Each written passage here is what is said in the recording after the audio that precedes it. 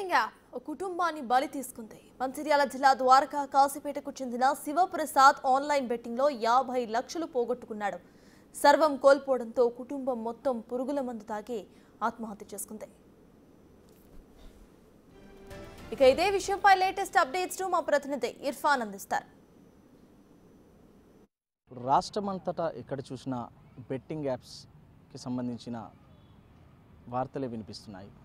ఉమ్మడి ఆదిలాబాద్ జిల్లాలో కూడా బెట్టింగ్ యాప్స్కి సంబంధించి బాధితులు లక్షల్లో అప్పులు చేసి ప్రాణాలు తీసుకున్నటువంటి సందర్భం.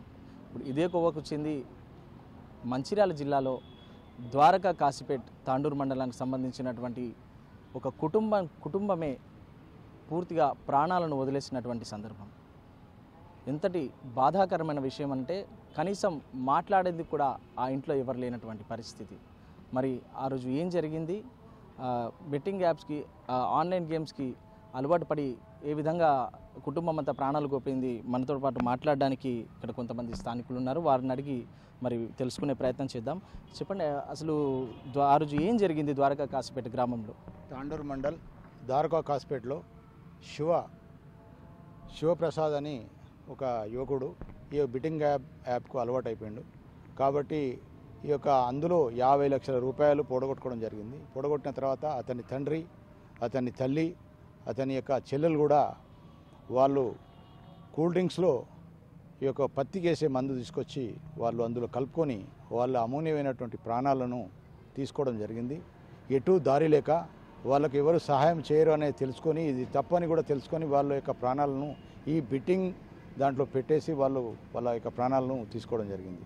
కాబట్టి మన పిల్లలు ఇప్పుడు ఉన్నటువంటి యువత మొత్తం బెట్టింగ్లపై వాళ్ళు ఆసక్తి చూపెడుతున్నారు. కానీ అది తప్పు. ఎందుకంటే వాళ్ళు ఏదో బెట్టింగ్లో పెడితే పైసలు వస్తే మేము వెంటనే ధనికలం కావచ్చనే ఆశలతోటి వాళ్ళు చేస్తూ ఉంటారు. అది తప్పు. ఈ బెట్టింగ్ యాప్ అనేది సరైన పద్ధతిలో కాదు.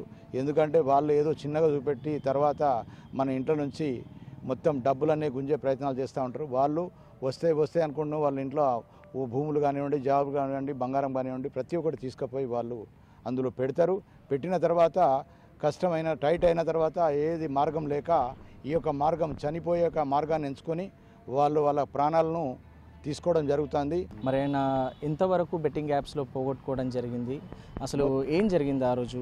గ్రామం అంతా విషాద ఛాయలు అనుకున్నాయి. అసలు ఏం జరిగింది ఆ రోజు? మేము తెలుసుకున్నది ఏంటంటే బెట్టింగ్ యాప్లో డబ్బులు పెట్టేది అని చెప్పేసి తెలుసుకోవడం జరిగింది. మేము క్షుణ్ణంగా తెలుసుకున్నాం. వాళ్ళ పక్కవారిని తెలుసుకున్నాం. ఎందుకంటే వాళ్ళు లేరు, చనిపోవడం జరిగింది. కాబట్టి పక్కవారిని, వాళ్ళ స్నేహితులు, వాళ్ళతో ఉండే సర్కిల్ని కూడా అడిగితే చాలా రోజుల నుంచి బెట్టింగ్ యాప్లో డబ్బులు పెట్టడం జరుగుతుంది. మొత్తం 50 లక్షల రూపాయలు పెట్టి వాళ్ళ కుటుంబం మొత్తం కూడా యొక్క విషయాన్ని తీసుకొని వాళ్ళు చనిపోవడం జరిగింది. ఎందుకు మార్గం లేక. ఇప్పుడు రాష్ట్రంలో బెట్టింగ్ యాప్స్కి సంబంధించి ఏదైతే చర్చ నడుస్తుందో, సెలబ్రిటీల దగ్గర నుంచి కూడా బెట్టింగ్ యాప్స్కి ప్రమోట్ చేస్తున్నటువంటి పరిస్థితుల్లో గ్రామాల్లో ఉన్నటువంటి యువత దీనికి అడిక్ట్ అవుతున్నారు. మరి అలాంటి యువతకి మీరేం చెప్పదలుచుకున్నారు? యువత ఏదైతే స్పోర్ట్స్ ఆడడం వల్లనో, వ్యాయామం చేయడం వల్లనో బాగుంటుంది తప్ప, యువత ఇప్పుడు ఈజీ మనీకి ఆశపడి ఈ బెట్టింగ్స్ యాప్స్ వల్ల కావచ్చు, ఇంకా వేరే వాళ్ళ ఈజీ మనీ కోసం ఆశపడి ఎట్లా మనీ గెయిన్ చేయాలని ఆశపడి ఈ యువత చెడుదారి పడుతుంది. అందుకని చెప్పేసి ఈ సెలబ్రిటీస్, ఈ టిక్ టాక్లో కావచ్చు, మన ఇన్స్టాగ్రామ్లో కావచ్చు, ఈ రీల్స్ చేసుకునే సెలబ్రిటీస్ కూడా ఈ బెట్టింగ్ యాప్స్ని ప్రమోట్ చేసి యువతను ప్రేరేపిస్తూ ఉన్నారు. దానివల్ల యువత కంప్లీట్ పాడైపోతుందండి. మనం చూస్తే ఎంతోమంది యూట్యూబర్స్, ఇన్ఫ్లుయెన్సర్స్కు బెట్టింగ్ యాప్ని ప్రమోట్ చేసిన వారిపైన కూడా కేసులు నమోదవుతున్నటువంటి పరిస్థితి ఈరోజు మనం చూస్తూ ఉన్నాము. మరి వారిపైన ఎలాంటి చర్యలు తీసుకోవాలి? గ్రామాల్లో యువత వాళ్ళని ఫాలో కాకుండా ఎలాంటి చర్యలు చట్టపరంగా తీసుకోవాలి? ఇప్పుడు యూట్యూబర్స్ ఎవరైతే ఉన్నారో వాళ్ళు మనీ గెయిన్ చేసుకోవడానికి వాళ్ళు బెట్టింగ్ యాప్స్ ప్రమోట్ చేస్తున్నారు. అంతే తప్ప వాళ్ళకు మనీ లేకుండా వాళ్ళైతే బెట్టింగ్ యాప్స్ ప్రమోట్ చేయరు. కాబట్టి ఈ మనీ తీసుకొని బెట్టింగ్ యాప్స్ ఎవరైతే యూట్యూబర్స్ కానీ సెలబ్రిటీస్ కానీ ప్రమోట్ చేస్తారో సుమోటో కింద వాళ్ళ మీద కేసు బుక్ చేసి వాళ్ళని రిమాండ్ చేయాలని చెప్పేసి మా అభిప్రాయం. ఇది పరిస్థితి ఇక్కడ మనకు మంచిర్యాల జిల్లాలో, ఉమ్మడి ఆదిలాబాద్ జిల్లాలో జైనత్ మండలంలో కానీ ఇక్కడ మంచిర్యాల జిల్లాలో కాశీపేటలో కూడా బెట్టింగ్ యాప్స్కి సంబంధించి దాదాపుగా 50 లక్షలను పోగొట్టుకుని అప్పుల బాధ భరించలేక కుటుంబం సహా ఆత్మహత్య చేసుకున్నటువంటి పరిస్థితి. మరి ఈ బెట్టింగ్ యాప్లు కుటుంబాలను కూడా కలిచివేస్తున్నాయి.